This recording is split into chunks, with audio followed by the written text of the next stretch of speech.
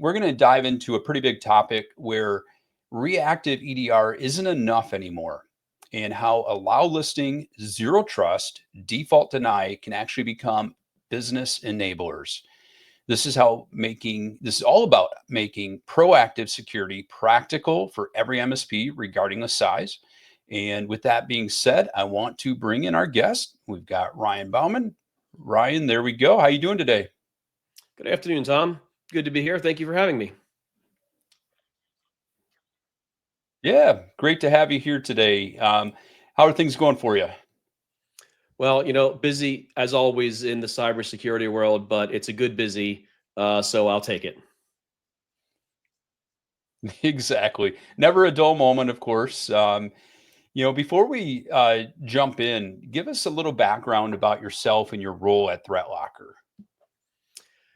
Yeah, so I have spent actually most of my career prior to ThreatLocker working in the MSP space. Small, few year stint in corporate IT, but then I soon went back to MSP. Well, I mean, if I'm being honest, I'm so old that uh, MSP wasn't even a thing, right, when I got started. Yeah. So Yep. got to live through kind of that transition into what we now call MSPs. As you know, for all MSP, security, became kind of a staple to what an MSP has to do. Going back maybe 10 years now, and so began to kind of get into that world on the MSP side. Joined ThreatLocker just a little over 5 years ago, and today, yeah, I'm managing the SE team here at ThreatLocker. We might get into that a little bit later. The team that demonstrates the product, teaches our customers how to use it, helps people, with the configurations and make sure that they're implementing the product well. So that takes up most of Yeah. my time today.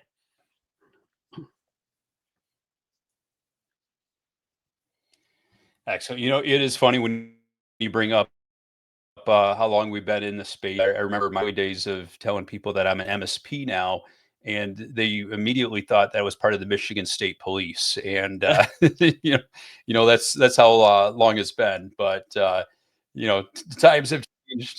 People know what MSP is these days. But let's just jump right in. Let's start at the top. Of course, we know that EDR is still everywhere, but it's not being used, or it's not what it used to be ultimately. Why do you think many MSPs still rely on traditional EDR? Well, I think because it's easy to do what everybody else is doing, right? It's the status quo, it's the acceptable, it's the normal. If you're running, what's considered a good EDR by many standards, you have an acceptable, security stack. So it's just much easier to do those things that we've done for a number of years now than it is to you know try something that's a little more innovative and different and different from the norm. So I think it's the path of least resistance sometimes is just pretty easy to fall into for many people. Yeah, and I mean, when we take a look at today's threat landscape, what's fundamentally broken with that approach? Yeah, I mean, there's a lot of factors, but the ultimately the threat vectors, the attack methods, they're just changing super quickly. Um, Yeah. you know, Keeping up with the latest attack methods, the latest viruses, the latest malware that comes out with AI now, make being able to make changes very, very quickly. It just becomes increasingly difficult to stay on top of all of those things. And then I think maybe even a layer deeper is it becomes even more difficult to determine when there's an attack underway when the attackers are using what we might consider good tools or good software. When a piece of software starts Right. behaving in a way that's not normal, at what point does it become a threat? If PowerShell is running, well, we use PowerShell. At what point do we decide PowerShell was doing something unusual? A remote access tool. So somebody's on my machine. Could be support, could be something else. How do we know when that attack turns from normal software usage to something that's not normal and expected. So I think kind of all those factors combined, the landscape is just so wide. There's so many different methods of attack that are being used. Our applications have vulnerabilities. I mean, how many patches do you install on your machine every month to plug a security hole in some kind of piece of software that you're running, whether it's Windows or whether it's a third-party app? There's just so many things out there. Staying on top of those and detecting every anomaly, every threat is just a daunting task that, quite frankly, is just next to impossible. And I guess taking a look at the MSP mindset, in the very early days, of course, everything was reactive, and we moved to being proactive. And I think for some, it has become a set it and forget it. But the reality is, we can't live by that kind of standard, and we shouldn't be living by that standard at all. What does it take for an MSP to truly grasp that in a moment's notice something can change, and that this just has to be part of the culture where we are, continually monitoring and staying ahead of the changes by bad actors? Because every time we make a move and make things more secure, they're moving ahead just as fast as we're changing. So what has to change in the mindset of today's MSP to realize that you know there is no rest, there is no time for rest when it comes to cybersecurity? You made a great point, or alluded to. We talk about those that have been in the industry for a long time and made that transition from what we call break fix IT to MSP. Right, that was the goal. We were trying to get ahead of the problems, the network problems. Get ahead of the maintenance, keep things in good working order so they don't break. Right, Right. that was the kind of the primary mindset behind the shift to what we now call MSP. And I think we're seeing the same thing from a security spectrum now. Let's not just wait for an attack to be underway. Let's not wait for something to be occurring that we now have to respond to and see if we can stop it in time. But let's get out in front of that. Let's stop the attack further away from the surface, and don't even let them get started. And that's really kind of the concept behind zero trust, default deny, is stop it before it gets there. Yeah. Yeah, I mean, speaking of default deny, it might sound scary to some, but it's really a superpower. I mean, it's a superpower as far as what it takes to protect our clients. It's a superpower as far as what differentiates us from our competition. So, with that being said, is how would you explain default deny to somebody that's new to it, that it's fresh to them? Yeah, it may be somewhat simplistic, but hopefully it gets the point across. The way I look at it is there's kind of three categories of things that go on in our machines. There's the bad, the obvious malware. It's on a list. Everybody knows this is a piece of malware, and so of course any EDR, any AV is just going to stop that at the door because we know what it is, right? Yeah. Then there's the good software, and maybe I should put that in air quotes, right? But software that we expect our users to be running, and so you can kind of mark that as safe. And a lot of our tools are going to say, well, it's Microsoft Office. It can go out and it can do whatever it needs to do because we know what it is. The difference is what's in between those two. What about the software that we don't know what it is? There's an executable, there's a DLL, there's a script. It's trying to run on my machine. It's not on either list. I don't know it to be, I don't know what it is. I also don't know that it's bad. So what do we do? Right? Your typical EDR is going to say, let it run. Let's watch it. Let's see if it does anything that I might deem suspicious that might, generate an alert for you to investigate further. Where the Right. default deny, the zero trust approach says, no, before we let it run, let's do some vetting on this. So we're going to block it right up front, say you can't run this yet because we don't know what it is. We're going to allow somebody, an administrator, to take a look at that file and validate that what it actually is. And is it okay to run this in the environment? So instead of letting it run and waiting for something potentially bad to happen, let's vet it on the front side before we allow it in, so that we're not reacting to something negative that's occurring. We got out in front of it. Yeah. Yeah. And do you have any examples, any use cases where allow listing has prevented a threat before detection even was necessary? Yeah, I mean, there's so many examples. I'll give you one. A year or so, a couple years ago now, time flies. Everybody probably remembers the Exchange vulnerability, and this was a great example because it was in this case, it was initiated by a batch file getting dropped onto an Exchange server for one of our accounts. Now that got the access was through, I believe, IIS. It was that they got in, dropped the batch file in there, exploited the offline address book. Probably everybody kind of vaguely remembers that vulnerability from a couple years ago. Well, ThreatLocker was on that server, and we actually stopped that batch file from being executed. So it never even got to the point of anything having to detect it. However, because we like to do these kinds of things, we took that batch file, we put it in a lab, and we let it run to see what would happen. Well, in a very short time, I believe it was approximately 15 minutes from executing the batch file, every device that we had in that lab environment was ransomed. Oh, wow. Wow. And so now that doesn't, it's not to say that an EDR might not have found something. It may not. It may have thrown some flags at some point at some of the things that occurred during that attack. But in such a short time, I mean, I think you'd be hard pressed to find a security team that's going to get an alert, investigate, and mitigate something that's going on in the environment in under 15 minutes. That's just really, Right. really hard to do.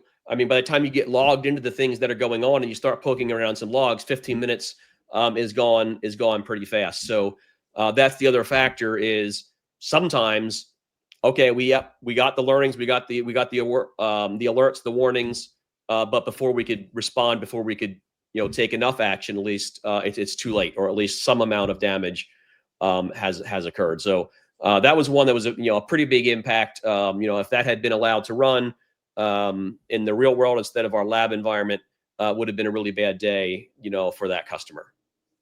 Well, and I think some MSPs might say, well, hey, if I had a bigger team, I could be able to handle this. But in reality, I mean, the largest teams, don't have the ability to react that quickly.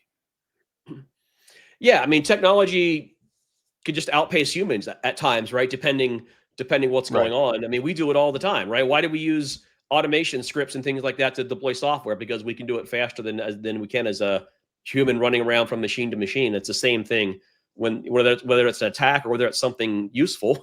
Yeah. Technology makes it go faster. And in the case of an attack, the attack can go faster than we can respond as a person.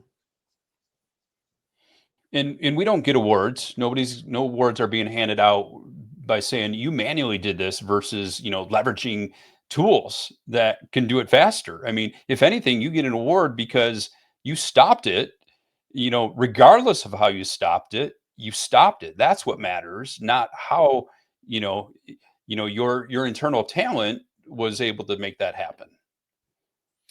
Right, right. And it's always a combination, right? You need people to see what's going on. You need tools, Right, but right. and no matter what tool you use, like proper management and proper usage of the tool is huge. Like we see it all the time.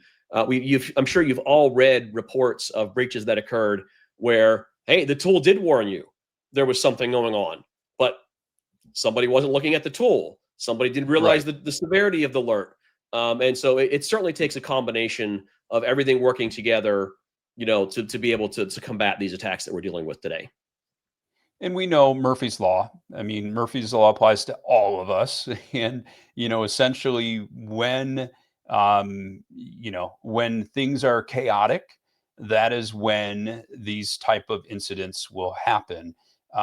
When we've got a holiday weekend coming up. I probably shouldn't jinx it, but Mm. we have a holiday coming up on Friday. And so there's a long holiday weekend, and that's when those issues will strike, and we have to be prepared. Even when we don't have all hands on deck from that perspective.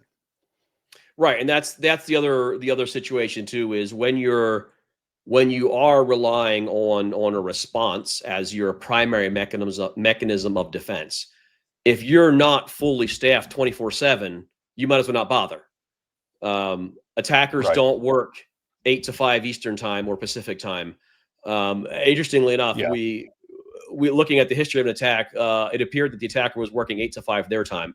They were on the machine for roughly 8 hours, and they would go away. And because it wasn't detected, they came back the next day and tried again. So that was kind of funny. Yeah. Pretty clearly an attacker working their shift and going home and coming back the next day. Right. But Right. their shifts are not the same as our shifts. So Exactly. So let's talk zero trust. A lot of MSPs hear this and they think, great, just another thing that I need a CISO to manage. But you guys are proving that not to be the case. So how is it that, ThreatLocker is able to make zero trust real for MSPs without, needing to have a big team? yeah, and that was one of the focuses from the birth of ThreatLocker is to take this concept, which is not new. I mean, those don't know. I mean, the kind of the foundation of ThreatLocker is application control, allow listing. That's not new. Like ThreatLocker didn't invent that concept, right? But what we Sure. did do is take that concept and say this should be easier. There was very little debate about whether or not it's an effective security practice. The debate was always it's too much work, it's too much disruption. And so our focus at ThreatLocker really was to take away as many of those friction points as possible to utilize, what is seen as a good way to defend yourself, but make that manageable. Um, just a couple of highlights, the things that we've done to do that. Number one is an automatic learning mode. So when you're getting up and running, we baseline your systems. We tell you what's already there. We show you what's already happening in the environment. So you don't have to build this permit list from scratch and identify every application. Because if you ask, you go to a user and you say, how many applications do you use? They're going to probably say like 10, 15, maybe some people might have 20 if they're, really kind of diverse in what they do. Yeah. But the average employee probably runs like 5 applications every day, right? In Right. reality, there's probably 100 applications on their machine, right? And so all the things that you didn't think about, all the drivers, all of these little add-ons, things like that. So, but we discover all of that. I'm going to say 90%, maybe even higher rate than that in a lot of organizations automatically. And by the way, you will be surprised more often than not at some of the things that we find that are sitting on those machines that you might not be aware of. The other Yeah. big hurdle is, okay, you figured out what I have. Guess what? Tomorrow there's going to be a patch. Next week there's going to be a new version. And every time that comes out, somebody has to go through this process to permit all of those new files so that we can go ahead and install updates. Well, we've taken that and we call them built-in apps. So we have a huge team of people Mhm. who do that work for you. Take Patch Tuesday, for example, the biggest set of patches anybody has to install, right? Well, guess what? Every customer is installing the same Windows patches on Patch Tuesday. So instead of making every one of our customers download and approve those patches when they first come out, we just do it for you. We get all the new hashes, all the new certs, everything that you need to successfully install all the patches for Patch Tuesday. We do it for you. We push that out to your databases. By the time you go to install patches, we already know they're coming. They're already on the permit list. You don't have to do anything. Now, it's not just Patch Tuesday. We're at like somewhere around 9,000. I actually can't even keep up to date with the number because we're adding on so fast, but somewhere around 9,000 of the most popular applications, we do that for you. So you don't have to be in there on a daily basis, a weekly basis, permitting the latest patch, the latest version of something that might be coming out just so that your users can run it. And that your patch management, that was a big announcement that came out of Zero Trust World 2025, right?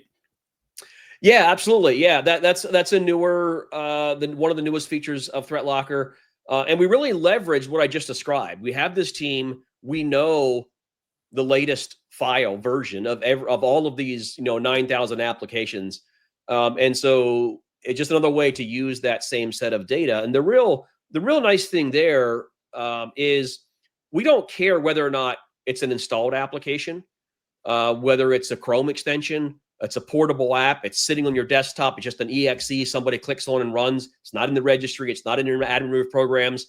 It doesn't matter. We just see a file execute. And when it matches our built-in, we're like, wait a minute, there's a newer version of this. And so then we can alert you to that. Now, to be upfront, we can't patch all 9,000 of those apps today because it's a new product. But we're going to be building that out rapidly. Our goal, given a little bit more time, is to be able to patch as many of those applications as possible. It's certainly a work in progress. We have I think 100 or so that we do today, and that list is going to start growing pretty rapidly in the months ahead. Awesome. So let's talk a little bit about some of the compliance frameworks and how ThreatLocker's model helps simplify the lift.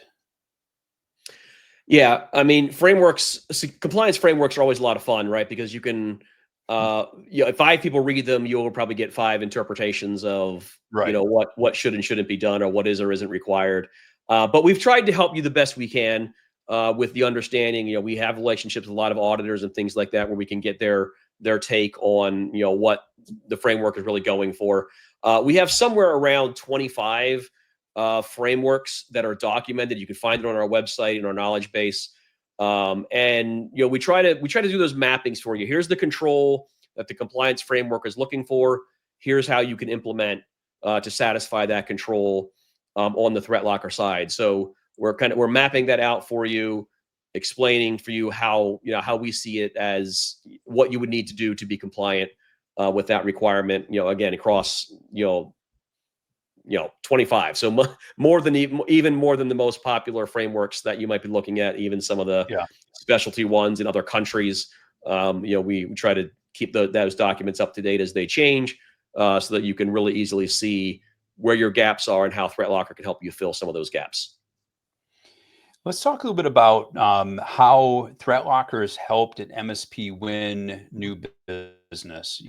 And this could really be for a variety of reasons, but maybe it's centered around policy-based control. And essentially, they were able to pick up new business, or they were able to ease some audits. Can you talk a little bit about how that's helped to differentiate them and drive them to the next level with new clients? Yeah, so we have a lot of success stories from our partners. Again, if you go back a few years, MSPs, the more successful MSPs, were winning business because they came with a security first approach, right? We used to talk about how we had help desk and how we were going to maintain your network and your servers, and then security became the forefront. That's what people were concerned about, and the security leaders were winning the business with security being the primary. Well, I feel like most, if not all, MSPs are doing that now, right? Security is probably the first thing that you talk about, how you're going to secure the network. So now, how do you stand out? If you're going to a prospect who is meeting with 3 different MSPs to choose a new provider, and you're all talking about what EDR you use and how you secure, and you're all talking about traditional things, it's harder to differentiate yourself. If you come to the table with a new approach, a zero trust default deny approach that is different potentially from the other 2 vendors they're speaking with, I feel like you have the edge. And we have seen, our partners have told us they have been successful with that mindset. It's a newer, more innovative approach to security, and it gets the attention of their prospects, and they've been able to bring a lot of business in, that way. The other part of your question was around auditing, and this is really interesting because when an auditor comes into one of our accounts, we almost always, the request is, hey, can you turn this thing off that you have so that we can do our audit? Specifically, a bank had an auditor come in, so they gave them a network connection. They plugged their laptop in, and they were, whatever they were doing, their vulnerability scan on. They kicked it off, and they got nothing. Excuse me. And so they went to the support of the bank saying, hey, you give us a bad network connection here. I can't find anything. There's something wrong here. Anyways, long story short, ThreatLocker's network control was turned on, and because this was a foreign object that was on the network, it didn't have ThreatLocker on it. It just couldn't see anything. And so they're like, well, can you turn this off so we can do a scan? And like, well, no, like, isn't that the purpose of an audit? Like, Right. didn't we, we should get a pretty good grade, I think, right? And so we see this all the time, where, they're trying to do things and they just can't.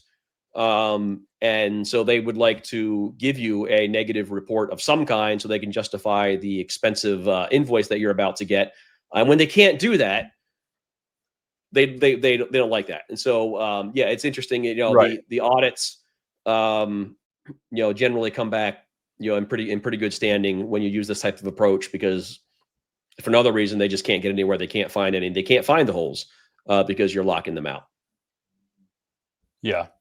That's really interesting, and it just must be mind-boggling for the MSPs, right?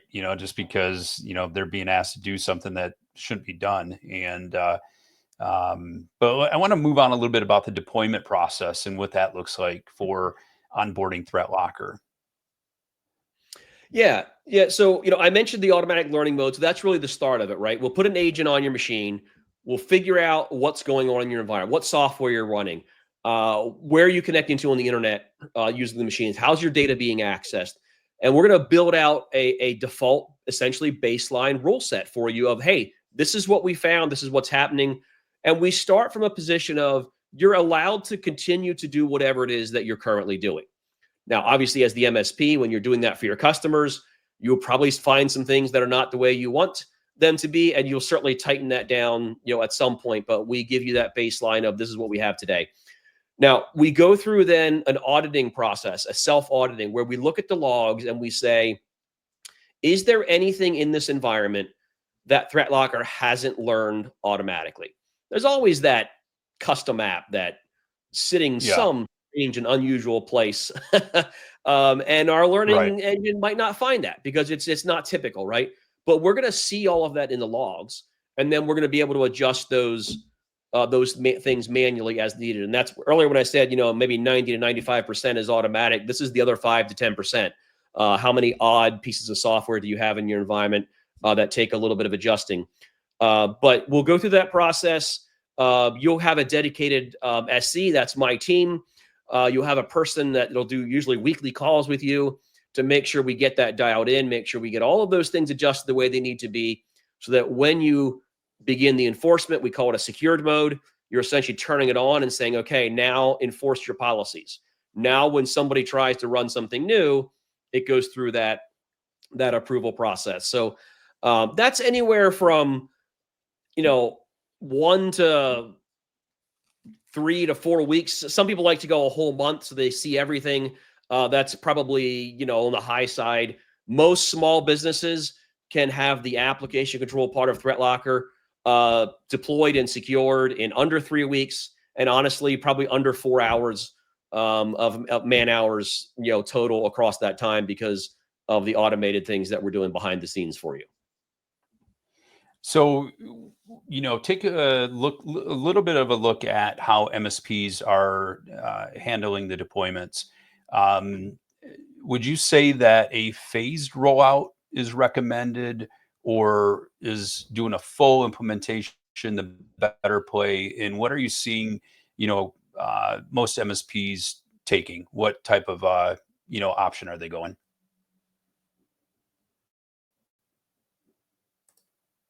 Ooh, looks like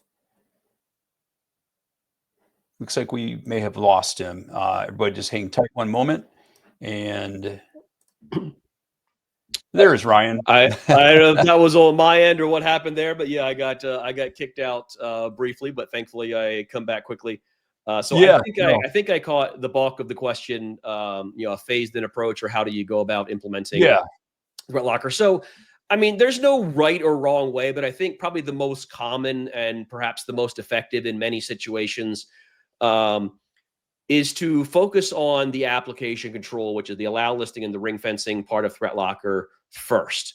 I feel okay. like it's the biggest win. There's lots of other modules that we offer that you might be implementing as well. But I think the application control was the biggest win. So most organizations will deploy the agents across most of their customer base, is not all of it, right out of the gate, because we can start that learning process. Right. And then you'll go through, you're probably not going to flip the switch. If you're managing, 5,000 endpoints, you're probably not flipping them into secured mode all the same day. But, you'll pick a couple of customers. Maybe, often we'll do, again, depends on the organizations, but say 3 to 5 a week. We'll look at the logs. We'll make sure that we have everything the way they need to be, and then we'll flip the switch. And you can start to bang through them really quickly, particularly with, if they've been learning for, 4 to 6 weeks. By the time you get to, or even, a month or two, by the time you get to some of your, the last set of companies that you're securing, they've had so much time to learn that there's not much left to do. A couple little odds and ends, and you can flip them into secured. So I think that's probably the most typical approach. And then come back and start implementing and fine tuning and locking down and hardening and tightening things up, to be a little more fine tuned, but get that first kind of big win from an application control standpoint, out as quickly as you can. I mean, would you say it's pretty fair that, like anything that you implement, there is going to be that learning curve? And, let's say you do have 5,000 endpoints and you're going to start implementing, putting into secure mode 3 to 5 per week. That over a period of time, that number could increase based on your comfort level and what you're finding, what type of things occur during that rollout phase. So, it just depends on the scenario and your level of comfortness as you just continue to ramp up. Yeah, sure. Every situation, of course, is different. But you're right. I Sure. mean, you're probably going to do one the first time, and you're going to probably want to wait, a week or so to kind of get your feet wet and say, "Hey, hopefully everything went the way it should, and not much happened." Maybe the next week you're willing to do 2, and then maybe it's 4, and then you're like, "Why am I going so slow? Let's just do 10." Yeah. Because you get comfortable, you see that the impact is not major. You're always going to have the little odds and ends that crop up, right? You're always going to have the application that somebody uses, once a quarter that, you didn't realize it needed something special configured for it until the first time they run it.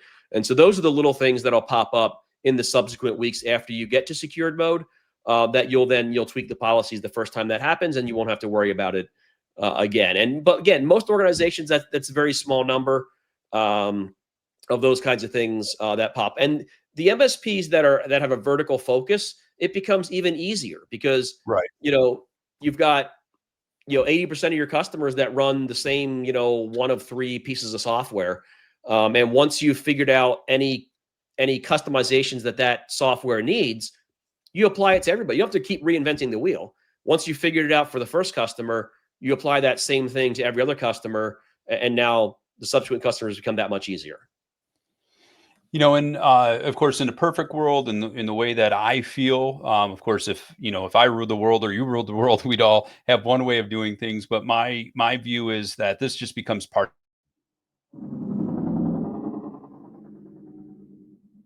Of course, there are some MSPs that this might be something that maybe is part of an elevated level of service that you're providing. What are you seeing MSPs do across the board? I mean, are you seeing that approach that I feel is the best way, where it's just part of your stack? Everybody's getting this, or is it an optional thing for some? Yeah, I mean, we see it both ways for sure. Obviously, we like when people put it across the board. I think Yeah. that's good for them. I think obviously it's good for us. We like that. But look. I mean, Yeah. look. I've been in the shoes of an MSP.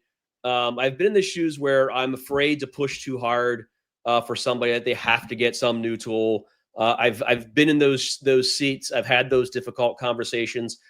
And I know it's not always easy, right? I think what I always come back to is, if I was an MSP that offered a security solution to only some of my customers, or number one, if you give them an option, it doesn't sound important, right? We all have a set Right. of tools that are not optional because we firmly believe that they're important. So when you put something that's not in that tier, your customer knows the difference too. You don't believe in it the same way that you do everything else. So in a bad event where one of your customers who you didn't get Threat Locker gets breached, my question is, after they get breached, if you could see then how Threat Locker would have stopped that attack, would you then go to them and say, look, you got to get this because it could have stopped this attack? If you're going to do that, then why are you waiting to the attack?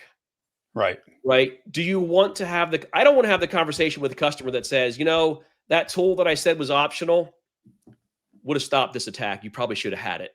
Yeah. Like that's a very uncomfortable conversation also. Right.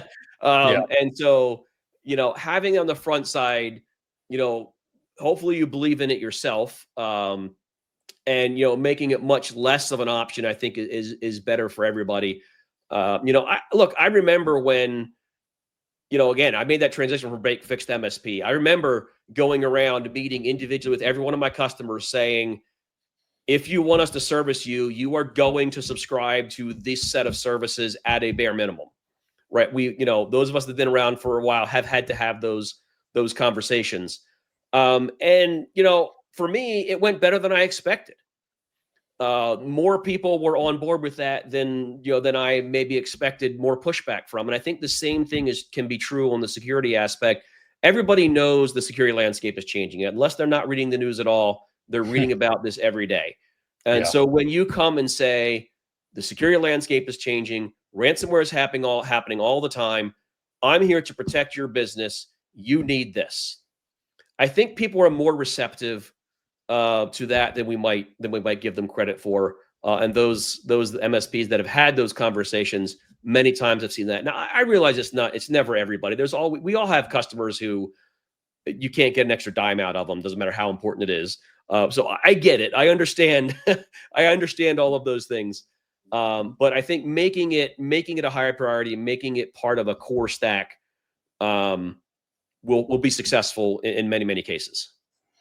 Yeah, and I think too, I mean, we all do know that what we have in place, yesterday or today isn't going to necessarily be what we need to protect us tomorrow because the landscape is changing. And as MSPs, I truly believe that it's our responsibility that we have additional margin to play with so that we can add new tools such as Threat Locker if it's not currently in place to be able to better protect our clients. So each year we build out enough margin into our pricing so that we know as things progress and as we need to become even more sophisticated with our security approach, we have that ability to drop in a new tool that allows us to protect all of our clients, regardless of whether we go to them and ask if they want this or not, because either you want to protect them or you don't, you need to have those tools in place.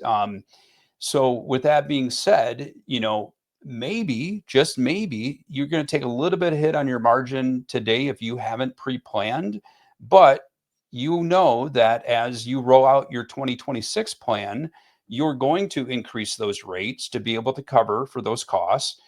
So maybe you're implementing it now. So maybe August through December, you might have a smaller amount of margin, but January 1, you're going to have a price increase to be able to cover for that, but also be able to cover for something new that sprouts up in 2026.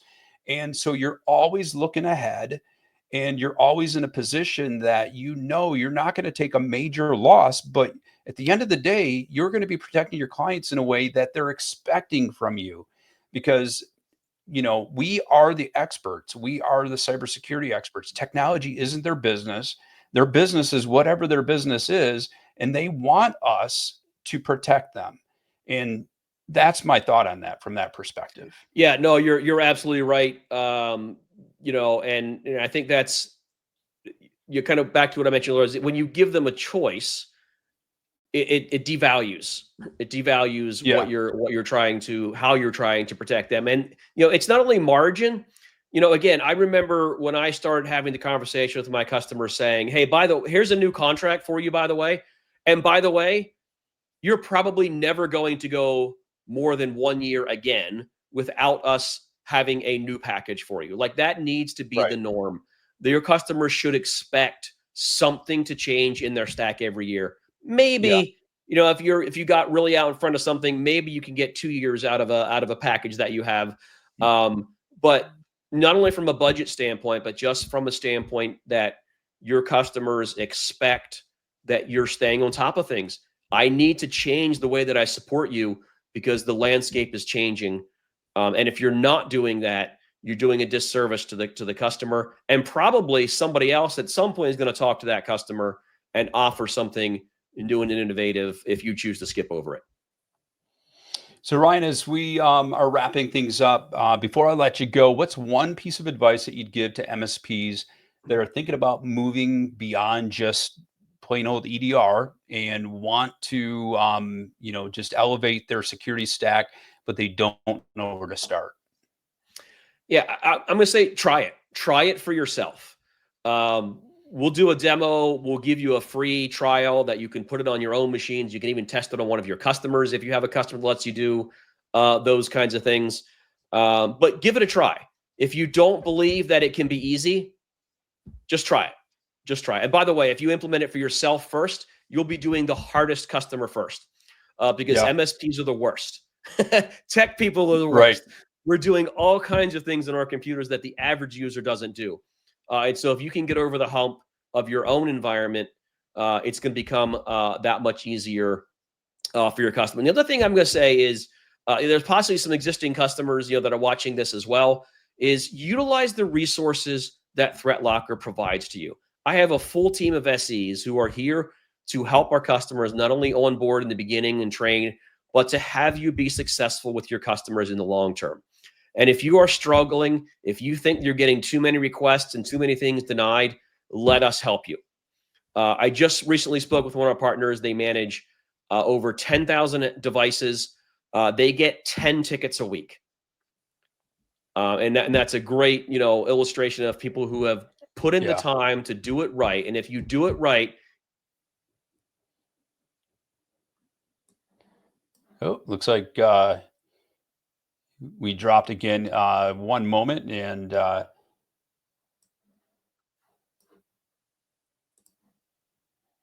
there you are.